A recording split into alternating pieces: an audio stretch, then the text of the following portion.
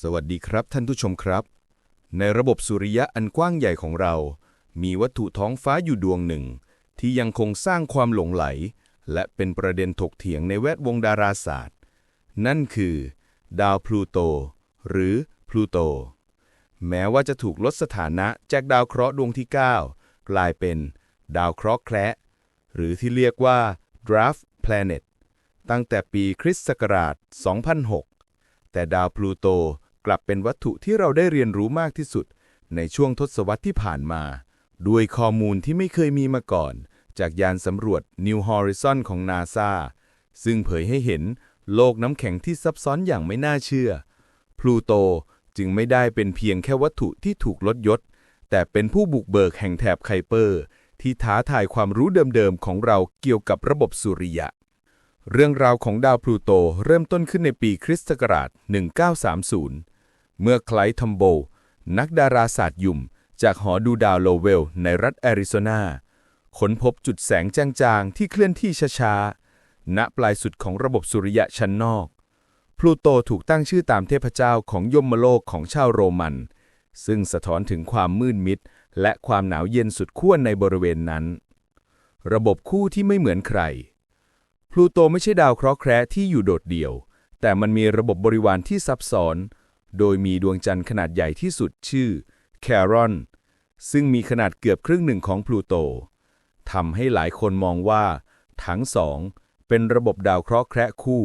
หรือที่เรียกว่า Binary Dwarf Planet System นอกจากนี้พลูโตยังมีดวงจันทร์บริวารอีก4ดวงที่ถูกค้นพบภายหลังได้แก่ Nix Hydra Kerberos และสติกวงโคจรที่ไม่เป็นไปตามแบบแผนพลูโตโคจรรอบดวงอาทิตย์ในวงโคจรที่เป็นวงรีมากและมีความเอียงสูงเมื่อเทียบกับดาวเคราะห์อื่นในระบบสุริยะชั้นในวงโคจรของพลูโตยังตัดกับวงโคจรของดาวเนปจูน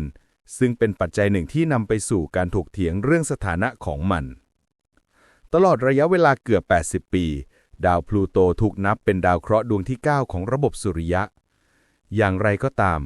การค้นพบวัตถุขนาดใหญ่ที่คล้ายคลึงกันจำนวนมากในบริเวณแถบไคเปอร์ในช่วงทศวรรษ 1990 และต้นปี 2002 โดยเฉพาะการค้นพบดาวอีริสซึ่งมีขนาดใกล้เคียงกับพลูโตได้นำไปสู่การทบทวนครั้งใหญ่ของสหพันธ์ดาราศาสตร์สากลในปีคริสต์ศักราช 2006 IAU ได้ลงมติกำหนดนิยามใหม่ของดาวเคราะห์โดยมีเกณฑ์สำคัญ3ข้อ 1. โคจรรอบดวงอาทิตย์เป็นหลัก 2. มีมวลมากพอที่จะดึงรูปร่างให้เป็นทรงกลมแสดงว่ามีการเกิดความสมดุลของแรงโน้มถ่วง 3. สามารถเคลียร์วงโคจรของตัวเองให้ปราศจากวัตถุอื่นหรือต้องมีความแรงโน้มถ่วงครอบคลุมในเขตวงโคจรนั้นความล้มเหลวในข้อที่ 3 พลูโตผ่านเกณฑ์2ข้อแรกแต่ไม่ผ่านเกณฑ์ข้อสุดท้ายเนื่องจากพลูโตเป็นส่วนหนึ่งของประชากรวัตถุขนาดใหญ่อื่นๆในแถบไคเปอร์ซึ่งเป็นอาณาจักรน้ำแข็งขนาดใหญ่ที่อยู่พ้นจากวงโคจรของดาวเนปจูนด้วยเหตุนี้พลูโตจึงถูกลดสถานะให้เป็นเพียงดาวเคราะห์แคระและถูกจัดให้อยู่ในกลุ่มวัตถุแถบไคเปอร์ขนาดใหญ่แม้ว่าการตัดสินใจนี้จะยังคงเป็นประเด็นถกเถียงในหมู่นักดาราศาสตร์โดยเฉพาะในกลุ่มนักวิทยาศาสตร์ดาวเคราะห์ที่ยังคงยืนยันว่าลักษณะทางธรณีวิทยาของพลูโตมีความซับซ้อนเทียบเท่ากับดาวเคราะห์การถกเถียงนี้เองที่ได้ผลักดันให้เกิดความเข้าใจที่ลึกซึ้งยิ่งขึ้นว่าดาวเคราะห์ควรถูกนิยามอย่างไรจุดเปลี่ยนที่สำคัญที่สุดในประวัติศาสตร์ของดาวพลูโตคือเมื่อยานสำรวจ New Horizon ของ NASA ได้เดินทางกว่า9ปีและประสบความสำเร็จในการบินผ่านเรียกว่า Flyby ดาวพลูโตเมื่อวันที่ 14 กรกฎาคม 2558 ข้อมูลที่ได้รับจากยานลำนี้ได้เปิดเผยความลับของโลกน้ำแข็งที่น่าทึ่งตามต่อไปภูมิทัศน์ที่ซับซ้อนแทนที่จะเป็นก้อนน้ำแข็งที่ไม่มีชีวิตชีวาอย่างที่เคยคาดไว้ New Horizon เผยให้เห็นภูมิทัศน์ที่ซับซ้อนและมีพลวัตอย่างไม่น่าเชื่อ Tumbush Regio หรือหัวใจพลูโตพื้นที่รูปหัวใจขนาดใหญ่ที่มีชื่อเสียงเป็นแอ่งที่ราบเรียบขนาดใหญ่ที่เต็มไปด้วยไนโตรเจนแข็ง ที่ยังคงมีการไหลและเคลื่อนที่คล้ายทานน้ำแข็งบนโลกบ่งชี้ว่าพลูโตยังมีกิจกรรมทางธรณีวิทยาที่เกิดขึ้นเมื่อไม่นานมานี้ภูเขาน้ำแข็งมีการค้นพบเทือกเขาน้ำแข็งสูงตระหง่านที่ประกอบด้วยน้ำแข็งที่แข็งแกร่งที่สูงถึง 3,500 เมตรโดยไม่มีร่องรอยการตกกระแทกของหลุมอุกกาบาตขนาดใหญ่บนพื้นที่ราบแสดงให้เห็นว่ามีการเติมเต็มพื้นที่อย่างต่อเนื่องบรรยากาศที่แปรผันพลูโตมีบรรยากาศที่บางมากประกอบด้วยไนโตรเจนมีเทนและคาร์บอนมอนอกไซด์ซึ่งบรรยากาศนี้จะแข็งตัวและตกลงสู่พื้นผิวเมื่อพลูโตโคจรห่างออกไปจากดวงอาทิตย์และจะระเหยกลับสู่บรรยากาศเมื่อโคจรเข้าใกล้ดวงอาทิตย์ถือเป็นระบบบรรยากาศที่มีเอกลักษณ์มหาสมุทรใต้พื้นผิวที่เป็นไปได้ข้อมูลจากยาน New Horizon ยังชี้ให้เห็นว่าดาวพลูโตอาจมีมหาสมุทรน้ำเหลวขนาดใหญ่อยู่ใต้พื้นที่ที่เป็นน้ำแข็งซึ่งถูกรักษาอุณหภูมิไว้ด้วยความร้อนจากการสลายตัวของธาตุกัมมันตรังสีในแก่นหินนี่คือการค้นพบที่เพิ่มความซับซ้อนทางธรณีวิทยาของพลูโตไปอีกขั้นและย้ำเตือนให้เห็นว่ากิจกรรมทางธรณีวิทยา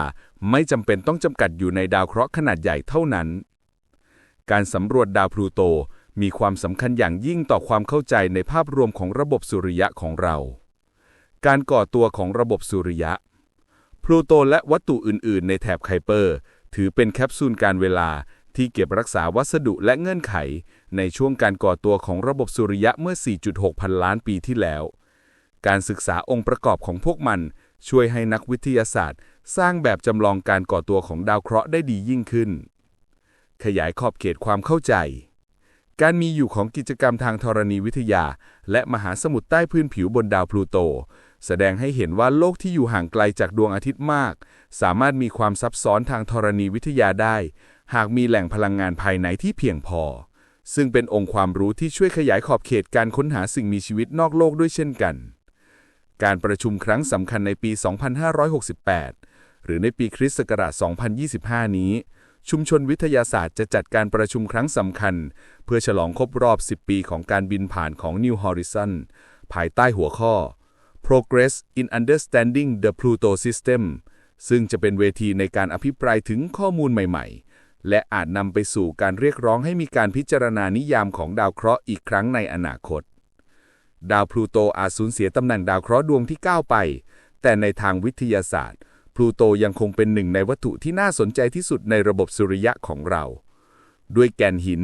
เหนือโลกที่เป็นน้ำแข็งและความรุนแรงทางธรณีวิทยาที่ยังคงมีอยู่ในปัจจุบัน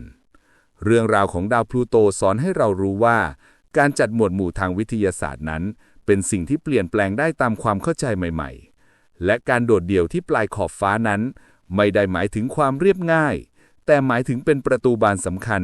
ที่เปิดออกสู่ความเข้าใจใหม่ๆเกี่ยวกับอาณาจักรน้ำแข็งอันกว้างใหญ่ของแถบไคเปอร์